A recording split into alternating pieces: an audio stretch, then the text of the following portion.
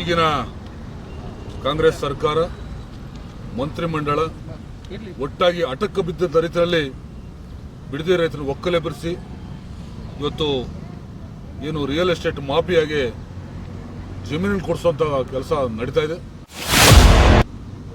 ಇದು ಉದ್ದೇಶ ನಿಮ್ಗೆ ಅರ್ಥ ಆಗ್ತದೆ. ಇನ್ನೊಂದು 20 ತಿಂಗಳಲ್ಲಿ ಚುನಾವಣೆ ಬರ್ತದೆ. ಅದಕ್ಕೆ ಹಣ ಕ್ರೋಢೀಕರಿಸಬೇಕಾಗಿರೋದ್ರಿಂದ ಏನು ಆ ಒಂದು ವ್ಯವಹಾರಗಳನ್ನು ಭೂ ವ್ಯಾಪಾರಕ್ಕೆ ಇಳಿದಿರ್ತಕ್ಕಂಥದ್ದು ದುರಂತ.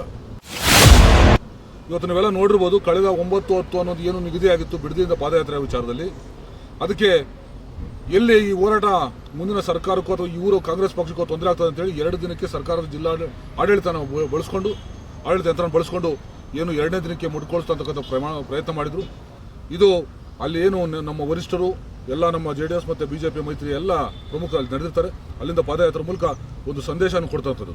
ಇದು ರೈತರ ಹೆಸರಲ್ಲಿ ಏನು ನೀವು ಪ್ರಮಾಣ ವಚನ ಸ್ವೀಕಾರ ಮಾಡ್ತೀರಿ, ರೈತರನ್ನ ಇವತ್ತು ದಿವಾಳಿ ಮಾಡ್ತಿದ್ರಿ, ಏನು ಅವರನ್ನು ಒಕ್ಕಲೆಬ್ಬಿಸ್ತಕ್ಕಂಥ ಕೆಲಸ ಮಾಡ್ತೀರಿ, ಇದಕ್ಕೆ ನಮ್ಮ ವಿರೋಧ ಇದೆ. ನಿಮಗೆ ಆ ಥರದ್ದೇನಾದರೂ ಅಂತ ಒಂದು ಟೌನ್ಶಿಪ್ ಮಾಡಬೇಕು, ಅಭಿವೃದ್ಧಿ ಮಾಡ್ತಕ್ಕಂಥ ನಿಜವಾದಂಥ ಕಾಳಜಿ ಇದ್ದರೆ, ಏನು ನಮ್ಮ ತಾಲೂಕು ಅಧ್ಯಕ್ಷರು ಹೇಳಿದಂಗೆ ಅನೇಕ ಬಡು ಪ್ರದೇಶಗಳಿದ್ದಾವೆ, ವ್ಯವಸಾಯಕ್ಕೆ ಯೋಗ್ಯ ಅಲ್ಲುವಂಥ ಜಮೀನುಗಳಿದ್ದಾವೆ, ಅದನ್ನು ನೀವು ಅದನ್ನು ಕೊಡಿಸುವಂಥ ಕೆಲಸ ಮಾಡಿ ಅದ್ರ ಮೂಲಕ ನೀವು ಅಭಿವೃದ್ಧಿ ಮಾಡಿ. ಉದಾಹರಣೆ ಹೇಳ್ಬೇಕಾದ್ರೆ ನಮ್ಮ ಜಿಲ್ಲೆಯಲ್ಲಿ, ಕೋಲಾರ ಜಿಲ್ಲೆಯಲ್ಲಿ ಇವತ್ತು KGF ಅಂತ ಒಂದು ಕ್ಷೇತ್ರ, ಅಲ್ಲಿ ನೀವು ನೋಡಿರ್ಬೋದು 1000 ಎಕರೆ ಸರ್ಕಾರಿ ಭೂಮಿನೇ ಇದೆ. ಅಲ್ಲಿ ವ್ಯವಸಾಯ ಮಾಡೋಕ್ಕಾಗದಂಥ ಪರಿಸ್ಥಿತಿಗಳಿರ್ತಕ್ಕಂಥದ್ದು. ಜೊತೆಗೆ 16,000 ಜನ ಪ್ರತಿನಿತ್ಯ ರೈಲಿಂದ ನಾವು ಬೆಂಗಳೂರಿಗೆ ಏನು ವಲಸೆ ಹೋಗ್ತಾ ಇದ್ದಾರೆ, ಏನು ಕೂಲಿ ಹರಿಸ್ಕೊಂಡು, ಅಂದರೆ ನಮ್ಮ ಉದ್ಯೋಗ ಹರಿಸ್ಕೊಂಡು.